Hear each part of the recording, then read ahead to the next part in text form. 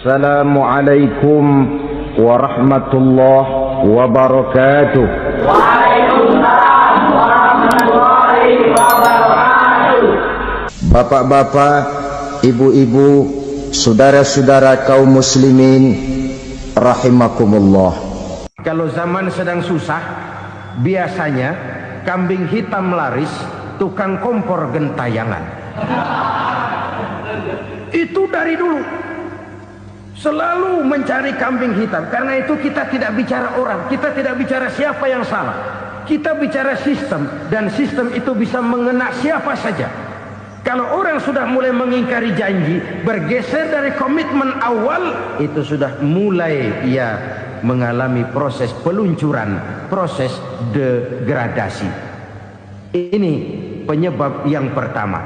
Kita tidak lagi konsekuen bahwa bumi, air, sumber daya alam adalah milik negara, dikuasai oleh negara, digunakan bagi sebesar-besar kemakmuran rakyat.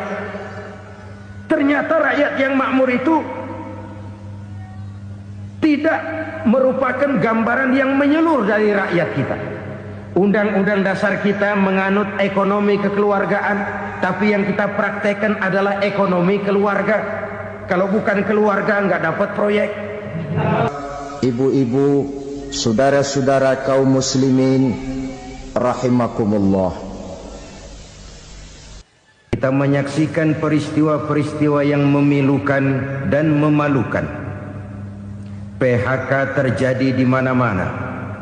Pengangguran meningkat, harga-harga membumbung tinggi, daya beli rakyat semakin lemah. Sementara di bidang politik, kejadian-kejadian memberikan indikasi bahwa persatuan dan kesatuan kita sebagai bangsa dewasa ini tengah berada dalam ujian yang berat. Pada jumpa kita kali ini, tanpa bermaksud untuk mencari kambing hitam dari bencana yang kita hadapi, saya ingin menyampaikan sebuah hadis yang diriwayatkan oleh Imam At-Tabarani dari Ibnu Abbas, bahwa Rasulullah sallallahu alaihi wasallam bersabda, khamsun bi khamsin, ada 5 perkara yang dapat menimbulkan 5 macam bencana. Mari kita renungi hadis ini satu demi satu sebagai bahan introspeksi buat kita semua dalam menghadapi bencana yang tengah berlaku sekarang ini. Yang pertama, manaqasa qaumul ahda illa sullita alaihim aduwuhum. Apabila suatu kaum sudah mengingkari janjinya, maka mereka pun akan dikuasai oleh musuh-musuh mereka. Sederhana saja nampak kalimat dalam hadis ini.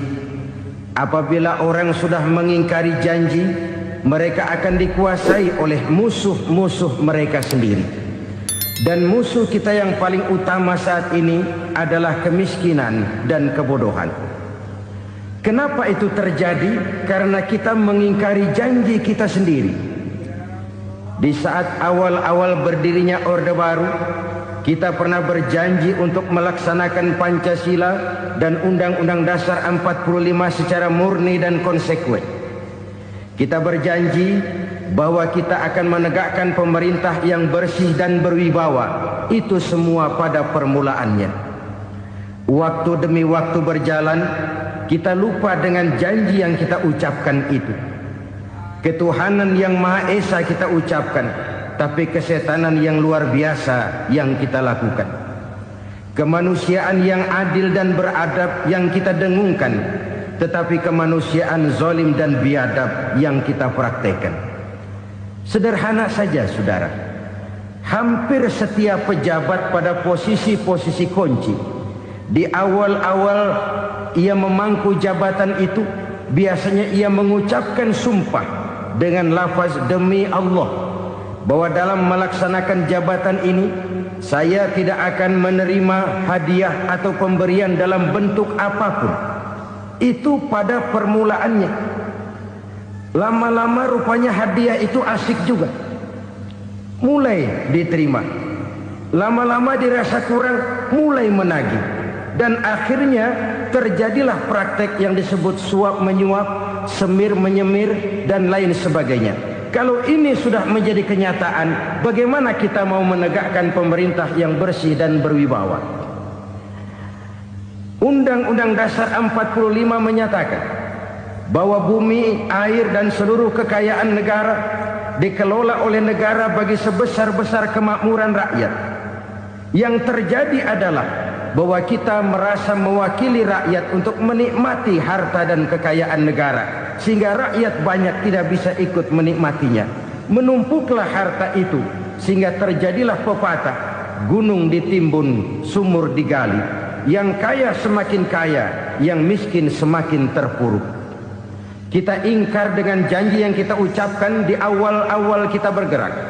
Kita ingkar dengan janji pada saat kita mengatakannya dengan menyebut nama Allah, dengan mempertaruhkan nama Tuhan. Sehingga pada akhirnya jabatan pun mengalami tender. Sudah menjadi rahasia umum. Orang mau jadi lurah mesti mengeluarkan uang. Mau jadi camat mesti mengeluarkan uang.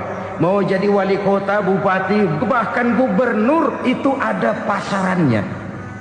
Secara logika, kalau orang memperoleh satu jabatan karena banyak mengeluarkan uang, tentu pada saat ia mengeluarkan uang, ia sudah punya pemikiran, modal pasti pulang, modal pasti kembali. Kalau orang memperoleh suatu jabatan karena banyak mengeluarkan uang, maka langkah pertama yang dia lakukan setelah memangku jabatan itu ialah bagaimana uang bisa kembali, bagaimana modal bisa pulang. Kalau modal sudah pulang, pikiran berikutnya bagaimana supaya dapat untung. Lalu kapan mau bekerja untuk kepentingan rakyat? Itu nomor 18. Kemudian kalau ada proyek-proyek besar, pertanyaannya ialah bukan apakah proyek ini bermanfaat bagi rakyat, apakah proyek ini layak untuk diteruskan, tetapi yang jadi pertanyaan paling utama ialah bagian saya berapa duit dari proyek ini. Kita bisa lihat proyek, mega proyek lahan 1 juta hektar di Kalimantan Tengah, triliunan rupiah, dan proyek itu gagal. SD Impres bulan ini diresmikan, bulan depan retak. Jembatan-jembatan bulan ini gunting pita, bulan depan runtuh. Kita ingkar dengan janji. Kita berkata kita bekerja untuk kepentingan rakyat, tapi kita tidak pernah mengenal rakyat itu. Apabila suatu kaum sudah mulai mengingkari janji, maka mereka akan dikuasai oleh musuh-musuh mereka. Akibatnya tersusunlah barisan-barisan sakit hati yang makin lama makin menjadi bola salju, menggelinding membesar, dan kemudian terjadilah hal-hal yang tidak kita inginkan lagi. Apabila suatu kaum sudah mengingkari janji, maka mereka akan dikuasai oleh musuh-musuh mereka. Ini penyebab bencana yang pertama. Kita tidak konsekuen. Tadinya kita dengan lantang teriak-teriak berantas korupsi, ganyang korupsi. Pada waktu kita belum mendapat kesempatan. Setelah kita naik punya kesempatan, rupanya korupsi enak juga dirasa. Terjadi pergeseran nilai, orang luntur, kehilangan idealisme awal. Lalu untuk menghibur diri, menutup kesalahan, kita gunakanlah pepatah bahwa tidak ada gading yang tak retak, bahwa kita harus mikul dhuwur mendem jero. Itu semua cuma sebagai dalih agar kesalahan kita tidak dibicarakan orang lain. Padahal kita sendiri yang mengingkari janji. Kita yang keluar dari komitmen awal kita. Kita berjanji melaksanakan Pancasila dan Undang-Undang Dasar 45 dengan murni dan konsekuen. Kita berjanji untuk menegakkan pemerintah yang bersih dan berwibawa. Namun dalam kenyataannya itu tidak kita laksanakan dengan sebagaimana mestinya. Kita bergeser, kita mengalami proses degradasi, peluncuran nilai, dan akhirnya terbentuklah barisan-barisan sakit hati yang semakin lama semakin membesar itu. Kita harus introspeksi.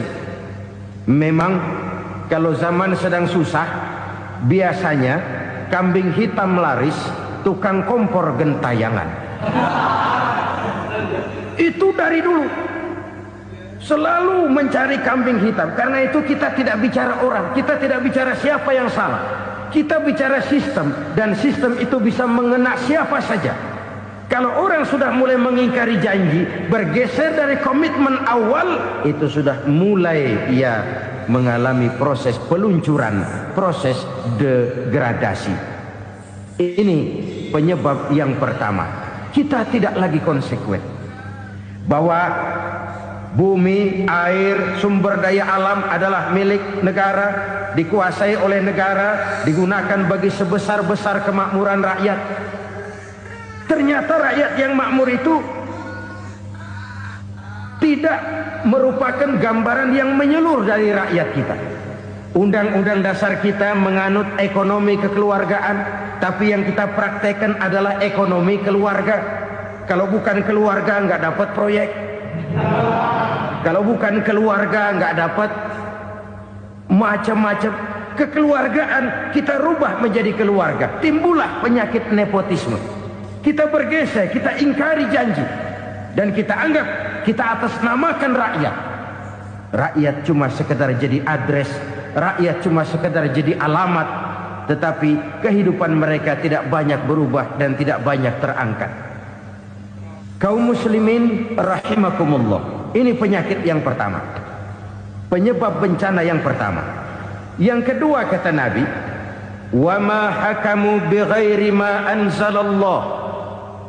Apabila hukum yang diterapkan sudah tidak lagi bersumber dari hukum Allah, illa fasya fihimul faqru, maka akan bertebaranlah kemiskinan di mana-mana. Ini artinya apa? Apabila hukum tinggal sebuah stempel, apabila hukum sudah diatur menurut kepentingan, apabila hukum sudah tidak lagi ditegakkan secara adil, maka kemiskinan merambah di mana-mana. Hukum diatur menurut selera orang yang sedang berkuasa, maka yang benar bisa jadi salah, yang salah bisa jadi benar. Hukum dalam kenyataan hidup berlaku seperti pisau. Pisau itu kan saudara lihat, yang namanya pisau dimanapun itu tajamnya ke bawah, ke atas tumpul. Kalau hukum itu, kalau untuk rakyat, hukum itu tajam bukan main, cepat sekali dilaksanakan. Tapi giliran menengah ke atas, yang gedean dikit berbuat salah, hukum tumpul. Hukum pura-pura tidak dengar, akibatnya terluka rasa keadilan rakyat. Satu kasus rakyat diam, dua kasus rakyat diam, tiga kasus rakyat diam, kasus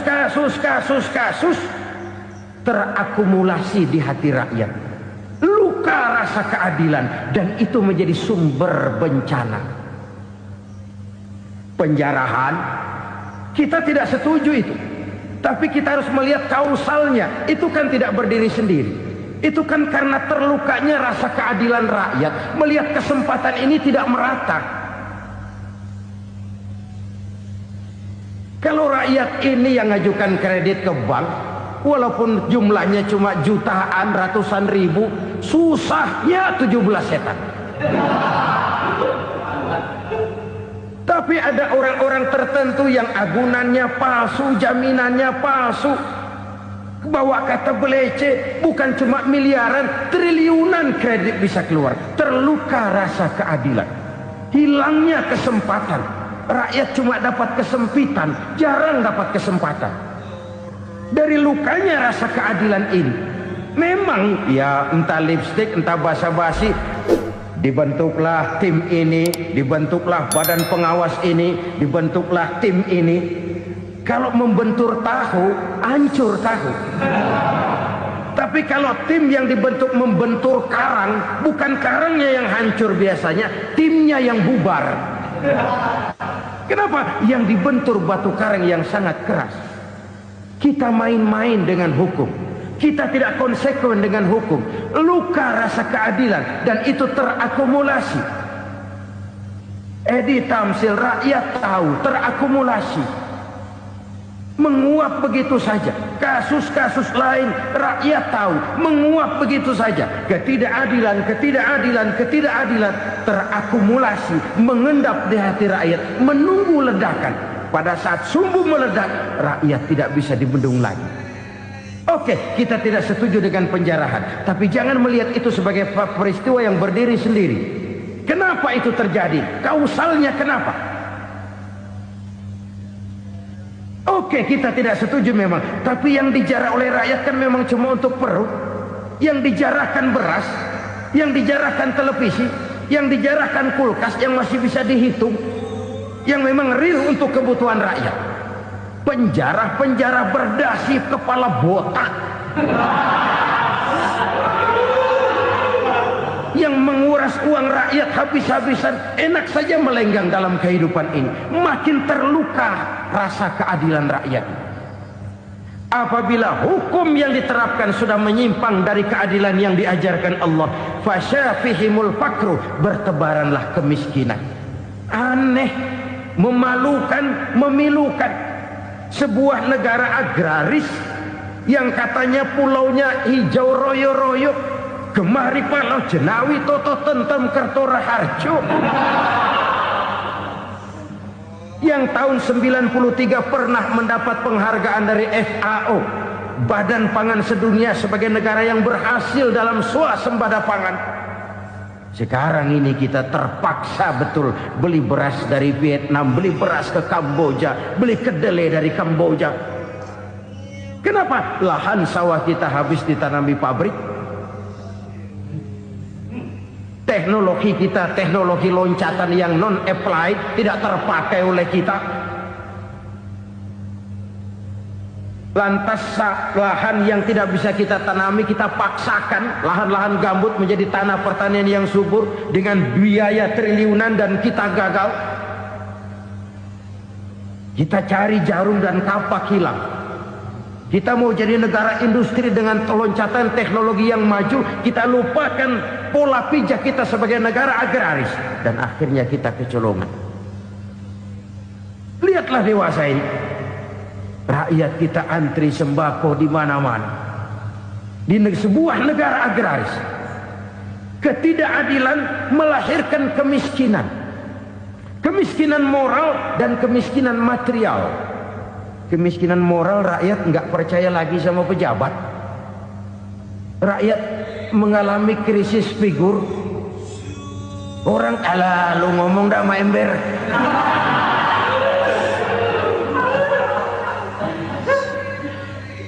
Penataran yang menghabiskan biaya miliaran itu melahirkan pejabat-pejabat korup.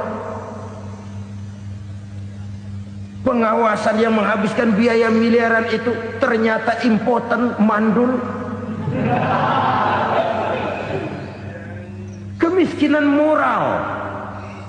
Jujur saya berkata, saudara-saudara, setelah pintu reformasi dibuka, itu yang masuk memang macam-macam.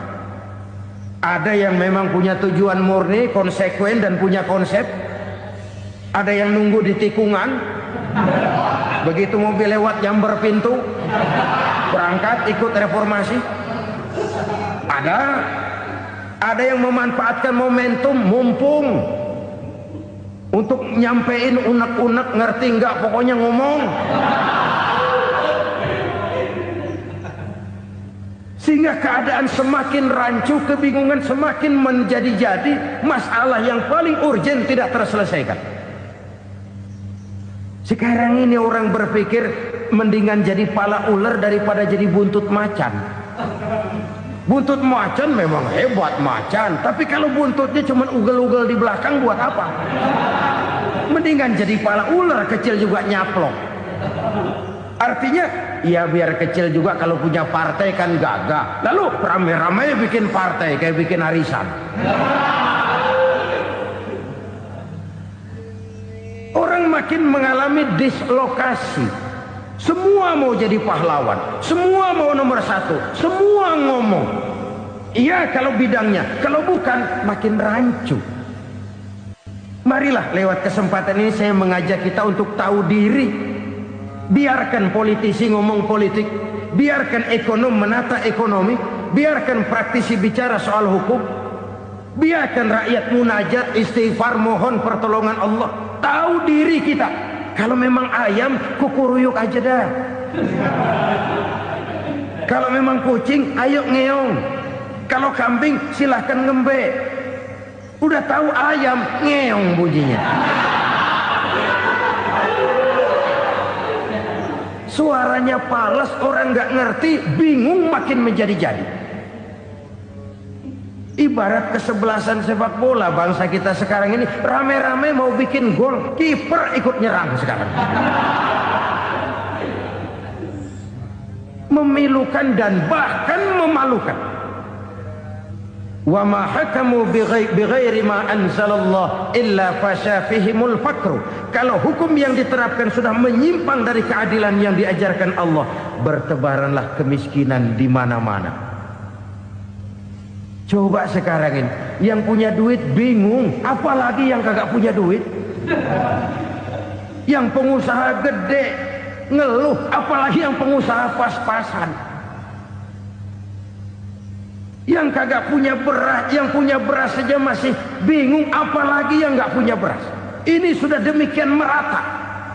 Dulu kita kagum mendengar konglomerat kelas buadak, kelas-kelas yang seakan-akan cuma ada dalam khayalan mereka, punya kekayaan miliaran dolar, triliunan. Sudahlah, seolah-olah nggak terjangkau sama kita. Weh, ternyata yang gede-gede itu juga gede utangnya.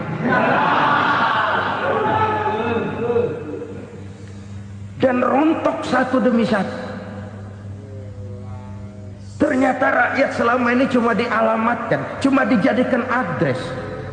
Rakyat yang tidak banyak ngerti persoalan ini harus menanggung hidup ini begini berat, harus menanggung beban hidup ini begini tinggi. Daya beli semakin lemah, semakin terpuruk dan terpuruk, sedang keadaan belum juga banyak berubah. Yang hutang sama luar negeri itu kan bukan rakyat kecil, Ciano. Yang banyak nyimpen dolar juga kan Ciano. Rakyat kecil bocah kampung mah jangankan nyimpen dolar, ngelihat juga tumben. Kemana kita mesti bercermin? Sekali lagi saya mengatakan, maaf, kita tidak bermaksud mencari kambing hitam.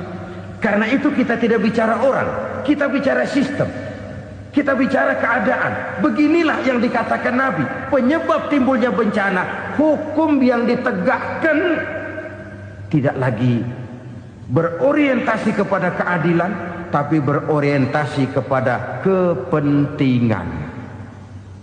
Akhirnya bentuk hukum seperti pisau, tajam ke bawah, tumpul ke atas.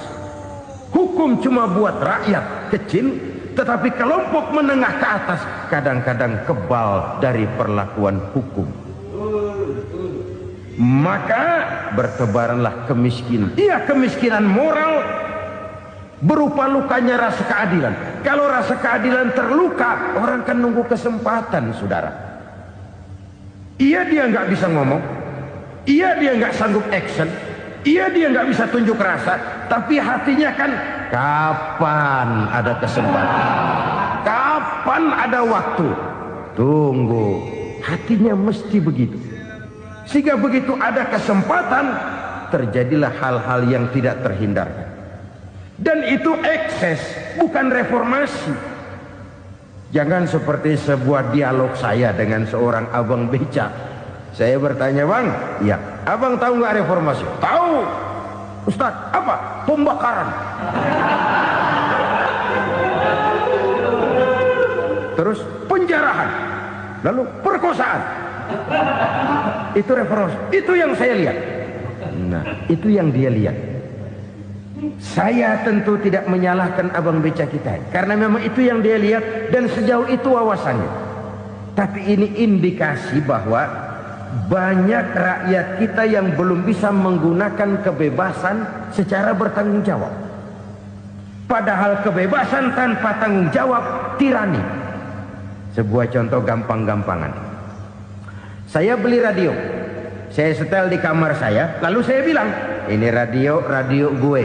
Yang beli gue, pakai duit gue setel di kamar gue, sekeras-kerasnya, gak ada urusan sama orang lain. Itu kata saya. Tetapi tetangga saya sebelah rumah kan boleh juga ngomong begitu. Kata tetangga saya, ini mata gue, yang ngantuk gue tidur di kamar gue, kenapa suara radio lu nyampe kemari? Artinya apa ini? Kebebasan saya nyetel radio dibatasi oleh kebebasan tetangga saya yang mau tidur. Tidak ada kebebasan mutlak. Kebebasan mutlak tanpa tanggung jawab kembali akan melahirkan tirani, kembali akan melahirkan pemaksaan kehendak. Dan itu lagi-lagi bukan demokrasi. Saudara-saudara kaum muslimin rahimakumullah. Ini penyakit yang kedua, lukanya rasa keadilan, terutama di kalangan rakyat kecil. Itu mengendap menjadi akumulasi dan menunggu giliran kapan bisa dimuntahkan. Dengan kata lain, rakyatnya udah banyak banget makan yang perutnya jadi enak, nyelam. Kapan nunggu muntahnya? Udah begini banyak akumulasi yang mereka pendam di perut ini, sehingga ketika terjadi kesempatan itu sudah tidak terkendalikan lagi. Kita out of control. Saya tidak mentolerir sikap-sikap kekerasan. Bahkan saya lebih cenderung bahwa kalau di rumah kita banyak tikusnya saja racuni, jangan rumah dibakar. Bahwa ada korupsi, iya.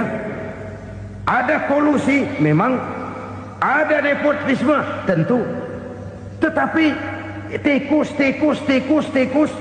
tikusnya saja racuni. Jangan rumah dibakar. Masa mau ngusir tikus bakar rumah? Tikusnya lari, tikusnya selamat, rumahnya ewes-ewes.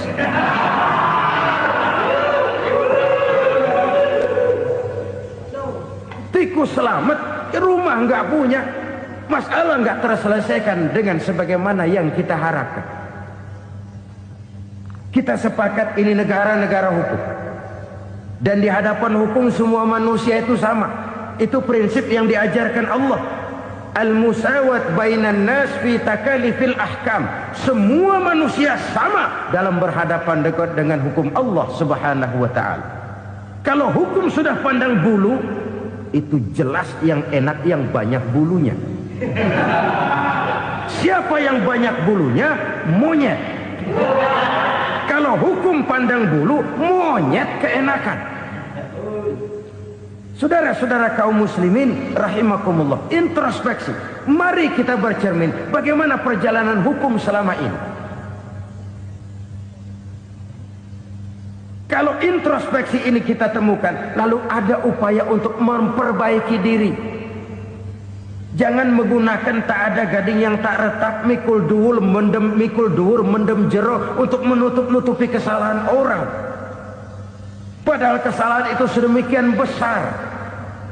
Padahal rakyat kita tiap hari antri sembako.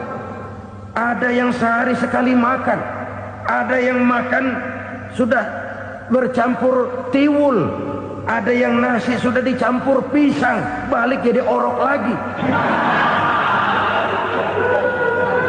Macam-macam upaya rakyat untuk menangsal perut ini. Lalu rakyat ditenang-tenangkan, lebih baik puasa Senin Kemis sambil menghadapi krisis ekonomi. Kenapa rakyat yang disuruh puasa? Kenapa bukan pejabatnya yang puasa lebih dulu untuk kemakmuran rakyat? Kalau rakyat yang memang perutnya udah gepeng disuruh puasa, makin krempeng perutnya. Artinya pejabat harus punya sense of politik. Ya, tidak, puasa itu kan tidak cuma Senin Kemis saja. Puasa itu puasa perasaan, puasa menghargai perasaan yang sedang kondisi yang sedang dihadapi oleh rakyat. Bagaimana rakyat yang tengah antri sembako melihat pejabatnya lewat dengan mobil yang harganya sampai 1 miliar. Oh, inilah pemimpin saya. Luka lagi rasa keadilannya. Kita tidak tenggang rasa. Puasa dalam artian itu pun akan menolong menegakkan semangat kebersamaan, membentuk semangat kebersamaan. Saudara-saudara kaum muslimin rahimakumullah, penyebab bencana yang ketiga dikatakan oleh baginda Nabi, wala dhaharat fihimul fahishatu illa fasha fihimul maut. Apabila kekejian telah merajalela, maka maut bertebaran di mana-mana. Kita renungi butir kalimat dalam hadis ini. Apabila kekejian telah merajalela, maut bertebaran di mana-mana. Begitu murah arti sebuah kehidupan. Penjarahan untuk hal-hal yang kecil tapi sampai mengorbankan nyawa. Apabila kekejian sudah terjadi di mana-mana, maut pun bertebaran. Maut dalam arti berpisah ruh dengan jasad, tapi juga maut dalam arti orang bisa mati karirnya, orang bisa mati usahanya, orang bisa mati kesempatannya karena perbuatan-perbuatan keji yang selama ini tidak terbendung. Lahirlah teori mafia. Siapa yang kuat dia yang berkuasa, siapa yang lemah dia menjadi mangsa. Proyek-proyek besar yang menang tender itu ya dari itu ke itu saja. Yang pengusaha-pengusaha tidak punya koleksi, koneksi, tidak bisa bayar komisi, dapat proyek tetelan. Ada dagingnya, dikit namanya juga tetelan. Dagingnya sudah habis disantap oleh meja. Sekian puluh meja dilalui, sekian puluh amplop dikeluarkan. Sehingga yang akhirnya ya tinggal tetelan itu tadi. Maka kualitas pekerjaan pun sudah bukan lagi jadi masalah. Demikianlah mafia-mafia ini bermunculan di mana-mana. Di pengadilan terkenallah mafia pengadilan. Hukum bisa dibeli, hukum bisa dipesan menurut kebutuhan sponsor. Mafia peradilan, mafia politik, mafia ekonomi, bahkan mafia agama yang menggunakan agama sebagai kedok, menggunakan agama sebagai dalih, menggunakan agama sebagai topeng untuk melancarkan maksud-maksud politiknya pun tidak tertutup kemungkinan. Apabila kekejian telah merajalela, maut bertebaran di mana-mana. Korupsi, kolusi, nepotisme itu bagian dari kekejian. Kita selama ini kalau mendengar maksiat, itu yang terbayang cuma judi, mabuk, zina. Ya itu maksiat. Tapi korupsi, kolusi, nepotisme itu juga maksiat dalam bentuk lain. Kalau ini sudah bertebaran, maka maut terjadi di mana-mana. Jangan bayangkan cuma mati orangnya, itu sih kewajiban. Yang menyakitkan itu orangnya masih hidup tapi dibikin mati. Karirnya mati. Kenapa? Karena yang diperlukan bukan cuma orang pinter tapi orang taat. Biar pinter, kalau nggak taat minggir. Biar bodoh, kalau taat bisa nyenangin atasan, bisa nyemur. Kumaha juragan wae aya nama. Itu yang kadang-kadang dapat penghargaan. Tidak ada prestasi kerja kecuali bikin senang orang di atas. Kita lihat di desa-desa jalan rusak. Kalau ada berita pejabat anak mau turun, jalan rata sekali. Sampai tanah dari mana aja dikeruk buat ngeratain tuh jalan. Pejabat pulang legok lagi jalanan. Katanya kita kerja buat rakyat, nyatanya kita cuma melayani atas. Kenapa? Terjadi lingkaran setan. Seperti kata lagu Dul Sumbang itu. Mahasiswa takut sama dosen, dosen takut sama dekan, dekan takut sama rektor, rektor takut sama menteri, menteri takut sama presiden, presiden takut sama mahasiswa. lah muter balik lagi. Lingkaran setan. Lingkaran setan. Saudara-saudara kaum muslimin rahimakumullah, kekejian yang merajalela, praktek-praktek mafia yang tertuang dalam kehidupan sehari-hari menyebabkan orang mati karirnya, jasad masih hidup, karir mati, itu menyakitkan. Mati bisnisnya. Rakyat kecil pernah senang ketika cengkeh booming, harganya bagus, rakyat banyak yang pergi haji. Lalu mau ditata, lahir tata niaga cengkeh, malah amburadul. Harga cengkeh jatuh, petani cengkeh kecil menjerit. Siapa yang untung? Segelintir orang. Masihkah kita pakai atas nama rakyat untuk kepentingan nasional, padahal yang nyanyi cuma segelintir orang? Masihkah kita mau bohongi rakyat ini dengan mobil nasional tapi bikinan Korea? Masihkah kita mau bermain verbalisme, bermain kata? Ini sebuah masa lalu yang tidak perlu terulang lagi untuk masa-masa yang akan datang. Kekejian merajalela, orang mati karir. Bisa mati usaha, mati bisnis. Usahanya maju, dirangkul, hancur. Usahanya maju, dipukul, hancur, tenggelam. Bahkan yang memilukan dan memalukan badan-badan usaha milik negara itu dikebiri sedemikian rupa sehingga tidak menghasilkan hal-hal yang bermanfaat buat negara. Saudara-saudara kaum muslimin rahimakumullah, kalau nafsu yang sudah mengatur itu semua, maka kekejian pun merajalela. Orang sudah pakai teori mafia, yang kuat dia yang menang, yang kuat dia yang berkuasa, yang lemah silakan minggir di sudut-sudut kehidupan. Kalau kekejian seperti ini merajalela, maut bertebaran di mana-mana. Banyak orang mati karirnya, banyak orang mati usahanya, banyak orang mati imajinasinya. Sekarang ini dalam dunia seni yang banyak karyawan seni, bukan seniman. Seniman itu kan dilahirkan, lain seniman, lain karyawan seni. Sekarang yang banyak karyawan seni, bukan seniman. Mati karir, mati imajinasi, mati improvisasi. Sehingga kehidupan persis sinetron. Sinetron itu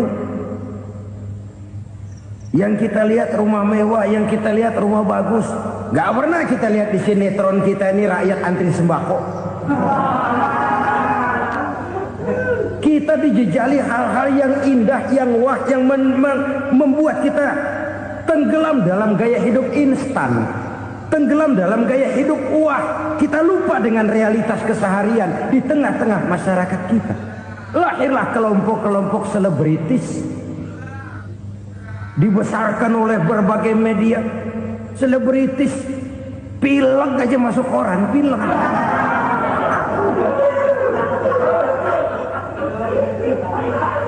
Rakyat yang pingsan antri beras nggak masuk koran.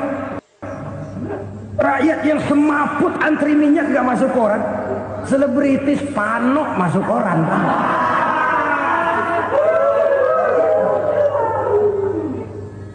Kita besarkan hal-hal kecil, kita kecilkan hal-hal besar.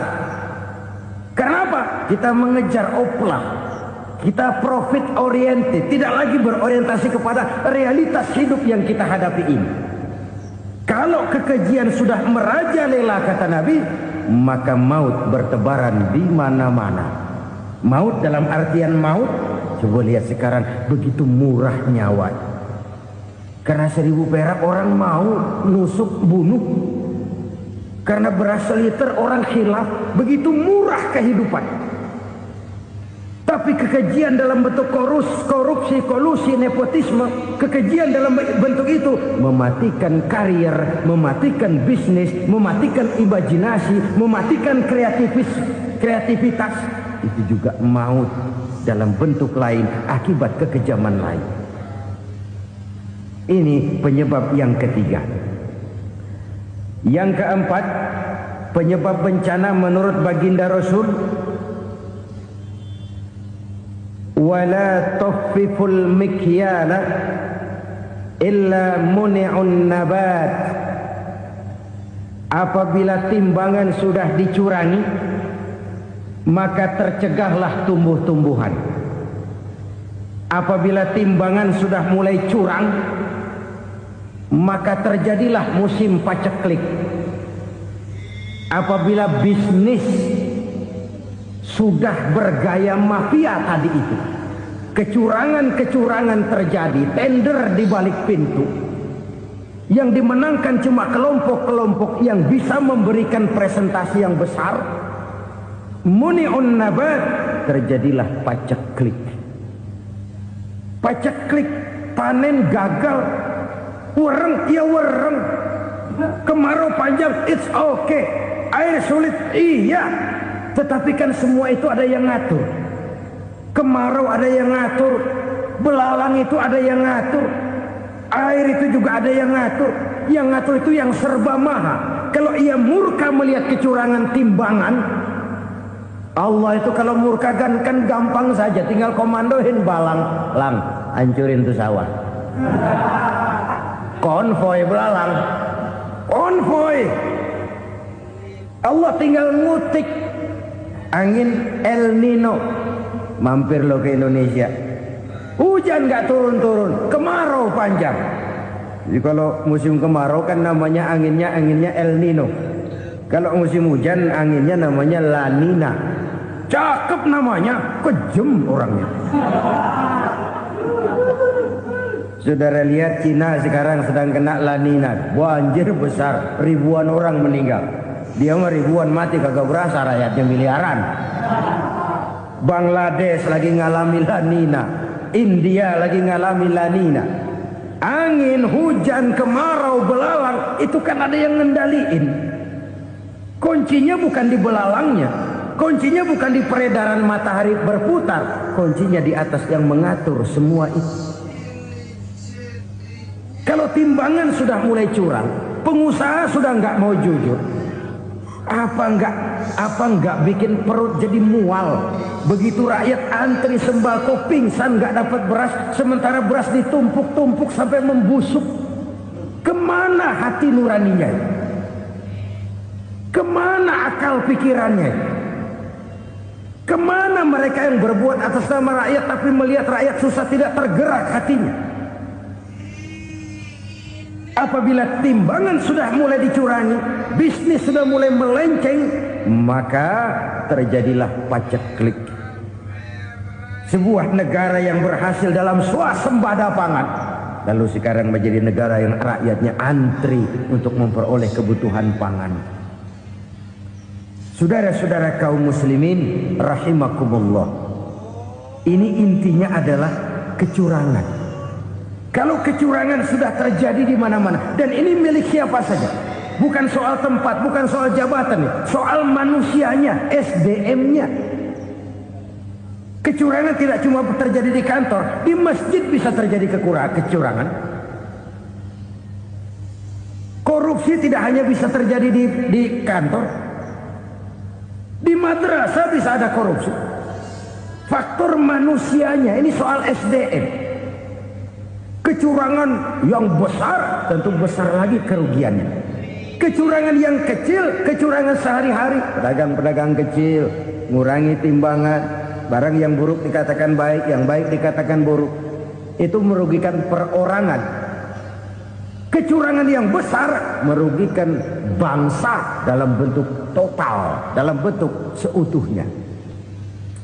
Nah, kecurangan-kecurangan seperti ini rakyat kan lihat, rakyat kan tahu, dan itu kembali terakumulasi di sini, pegel. Dan jangan lupa, rakyat yang nggak ngomong itu, rakyat yang nggak bersuara itu, batinnya menjerit, jeritannya menggoncang aras, dan itu didengar Allah. Yadullah fauqal jamaah, kata Nabi, tangan Tuhan di atas orang banyak. Jeritan hati rakyat menggoncang aras. Rakyat yang terlalu banyak dizolim, rakyat yang terlalu banyak dirugikan, ya rakyat yang terlalu banyak di atas namakan, menjerit batinnya, menggoncang aras, dan Allah bisa menggerakkan apa saja untuk membuat satu situasi. Allah bisa menggerakkan apa saja untuk membuat satu situasi. Saudara-saudara kaum muslimin rahimakumullah, ini faktor yang ketiga, timbulnya kecurangan. Faktor yang keempat maksud saya. Yang kelima, penyebab timbulnya bencana menurut baginda Nabi, wala muni'uz zakat wala muni'uz zakat illa hubbisa anhumul qatr. Apabila zakat enggan dibayar, maka tercegahlah qatrun. Qatrun ini kalau bahasa kita sembako.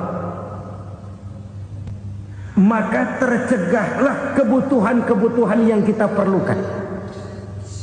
Ini, kita tidak meragukan bahwa yang kita tuju adalah masyarakat yang adil dalam kemakmuran dan makmur dalam keadilan.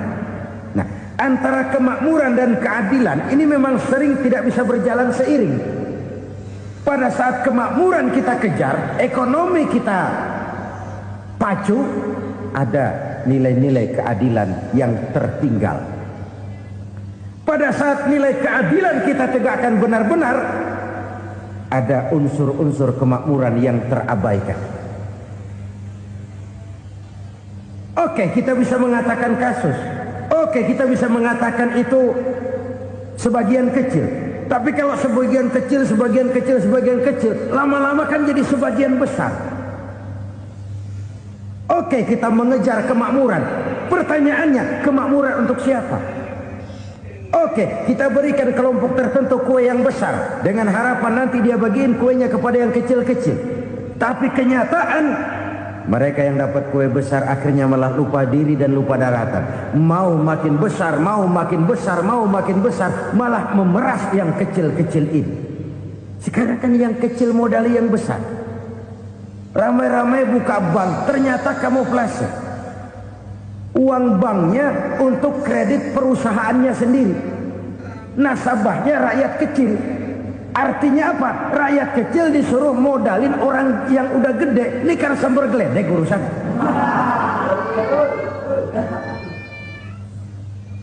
Ini kan permainan apa lagi? Rakyat kecil suruh modali yang gede. Nasabahnya rakyat kecil, kumpulkan uangnya di bank, kucurkan kredit kepada perusahaannya sendiri. Bukankah itu rakyat kecil suruh modali yang gede? Sudah begitu kejamkah kita untuk meraih keuntungan dengan mengorbankan orang kecil ini? Sudah tidak bicara lagi kah nurani kita melihat penderitaan orang yang semakin susah ini? Kalau zakat enggan dibayar, padahal zakat 2,5% saja, 2,5% saja. Kalau itu pun enggan, kalau zakat saja enggan, bagaimana pula yang namanya sedekah, bagaimana pula yang namanya infak, bagaimana pula yang namanya santunan, bantuan. Kadang-kadang lipstick nyumbang si nyumbang, cuman nyolongnya lebih gede. Ini namanya sumbangan lipstick. Buat lipstick itu kan buat ngumpetin bibir pucat. Itu fungsi utama lipstick. Buat ngumpetin korupsinya, nyumbang kegiatan-kegiatan sosial. Tapi yang dia korup lebih gede dari yang dia sumbangin. Lipstick kamuflase. Nepu kata anak sekarang.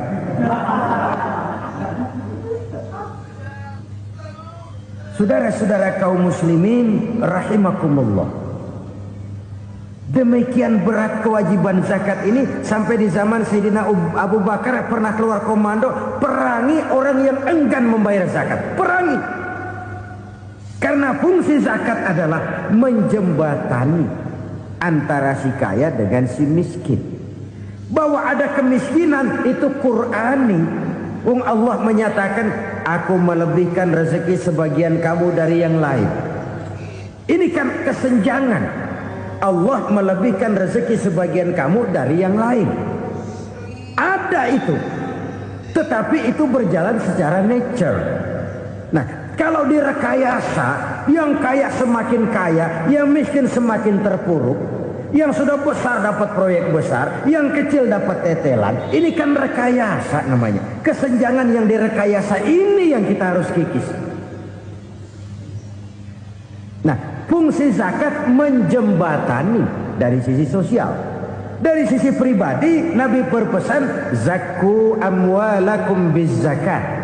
Bersihkan hartamu dengan zakat. Sekarang ada istilah nyuci uang hasil korupsi itu bisa dicuci, dijadikan uang bersih, bukan pakai rinso, bukan, pakai politiknya koruptor, diolah sedemikian rupa sehingga jadi uang resmi. Sudah memutik, itu termasuk yang disebut kejahatan kerah putih, white collar crime, kejahatan kerah putih, kejahatan pakai dasi, kejahatan kelas kakap. Makanya orang mendingan goblok kagak bener daripada pinter kagak bener. Goblok kagak bener itu gampang ngurusinnya.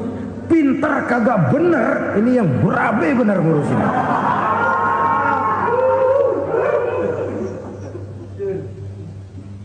Kita bukan cuma perlu orang pinter kok di zaman sekarang. Kita perlu orang-orang bener yang punya komitmen, yang sesuai kata dan perbuatan, yang bisa merasakan apa yang dirasakan oleh rakyat, yang punya sense of politik yang tinggi, yang peka, yang penuh keterbukaan, yang punya wawasan dan pandangan jauh ke depan. Dari sisi pribadi, zakat itu membersihkan harta kita. Ya, dia tercampur dengan yang subuhat, dia bahkan mungkin tercampur dengan sedikit-sedikit yang haram. Itu zakku amwalakum biz zakat. Bersihkan hartamu dengan zakat itu. Pada sisi sosial ia menjembatani, pada sisi pribadi ia membersihkan harta kita. Karena itu kalau kita berdoa minta rezeki, syarat rezeki itu halalan thayyiban wasi'an.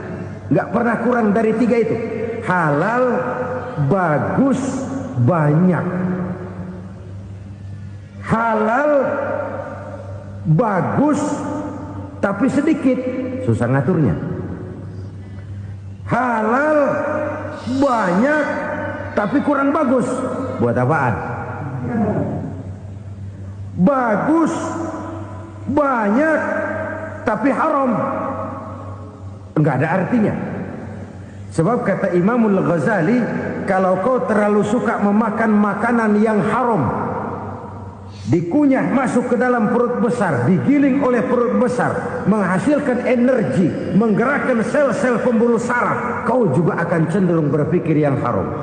Kalau sudah cenderung berpikir yang haram, perbuatan pun akan mengarah kepada perbuatan-perbuatan yang haram. Dulu waktu kelompok Jimbaran 200 konglomerat Indonesia kumpul dihimbau supaya sekian persen kasih pengusaha-pengusaha lemah.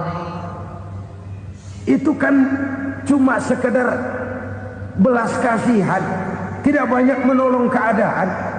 Dan bukan itu yang diperlukan pengusaha-pengusaha kecil. Yang diperlukan adalah berikan kami kesempatan seperti mereka dapat kesempatan. Berikan kami peluang seperti mereka juga dikasih peluang.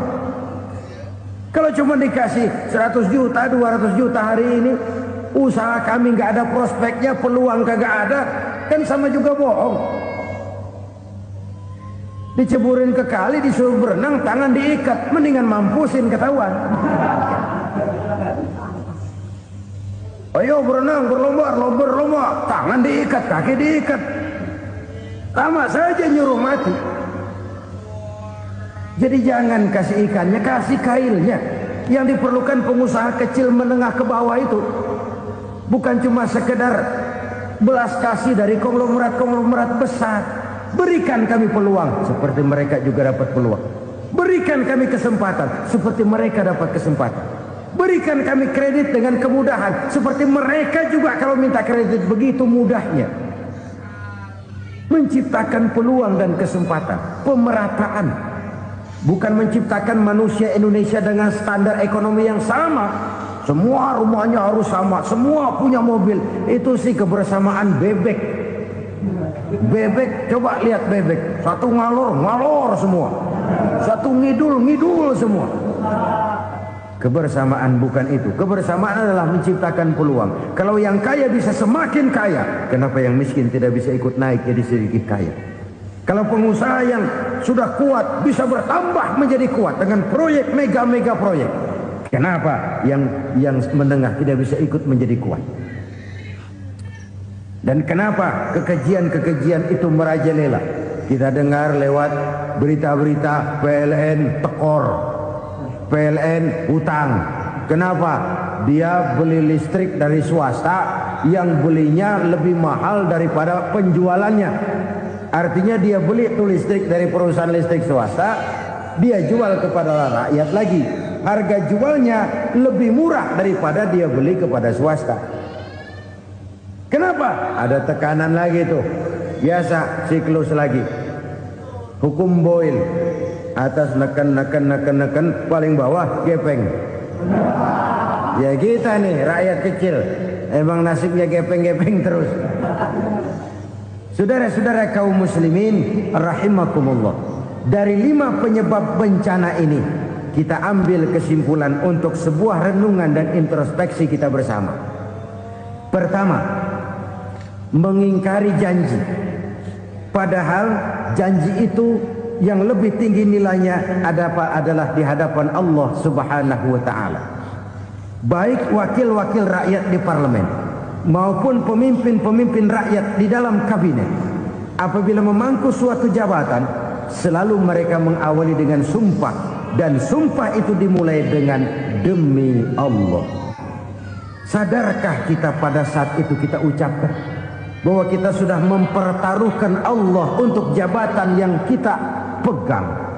Kita sudah mempertaruhkan nama Allah untuk posisi yang dipercayakan kepada kita. Sadarkah kita bahwa menyia-nyiakan itu satu dosa yang sangat besar, yang tidak hanya kepada Allah tetapi juga kepada rakyat yang kita wakili, kepada rakyat yang kita pimpin. Cukuplah sudah rakyat dijadikan adres, umat dijadikan alamat sebagai numpang. Marilah kita kembali kepada komitmen awal dengan jujur kepada janji kita sendiri. Lalu yang kedua, kekejian, baik berupa korupsi, kolusi, nepotisme, dan perbuatan-perbuatan lain akan melahirkan kemiskinan. Kekurangan pangan bukan satu-satunya yang menyebabkan rakyat menderita. Lukanya rasa keadilan terakumulasi di hati rakyat, dan jeritan hati rakyat mengguncang aras.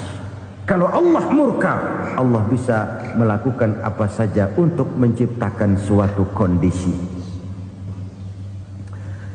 Faktor yang ketiga adalah praktek mafia menebarkan maut, baik orang yang mati jasad dan rohaninya maupun orang yang mati karirnya, mati kejujurannya, mati usahanya, mati imajinasinya. Hilang kreativitas kita sebagai bangsa. Faktor yang keempat, kecurangan-kecurangan di bidang usaha, di bidang tender, mengandalkan menjual kekuasaan. Dan memang repot kalau penguasa jadi pengusaha. Mau atau tidak mau, kebijakan-kebijakan kekuasaannya akan memperkuat jaring-jaring usahanya. Dan pada saat itu objektivitas sulit ditemukan lagi. Lalu yang kelima, keengganan membayar zakat, menumpuknya kekayaan negara pada kelompok-kelompok tertentu. Ini akan melahirkan paceklik yang berkepanjangan. Menumpuknya kekayaan dan harta negara pada kelompok-kelompok tertentu akan melahirkan paceklik dan kemiskinan yang berkepanjangan. Marilah kita sadar, marilah kita merenung bahwa keengganan kita membayar zakat, menciptakan pemerataan, pada akhirnya akan menjadi musibah buat kita semua. Saudara-saudara kaum muslimin rahimakumullah, sekian dulu jumpa kita kali ini. Mudah-mudahan yang saya sampaikan dari hadis riwayat Imam Tabrani ini menjadi bahan introspeksi buat kita semua. Tidak akan seorang muslim jatuh dua kali di tempat yang sama. Semua merupakan pelajaran untuk kita jadikan introspeksi guna menata hari esok yang lebih baik daripada hari ini. Reformasi harus terus berlanjut, tidak bisa dan tidak perlu dikendalikan, tapi harus tetap dengan landasan akhlakul karimah sesuai dengan budaya kita sebagai bangsa. Terima kasih atas perhatian saudara. Mohon maaf atas segala kekurangan. Jumpa lagi lain kesempatan.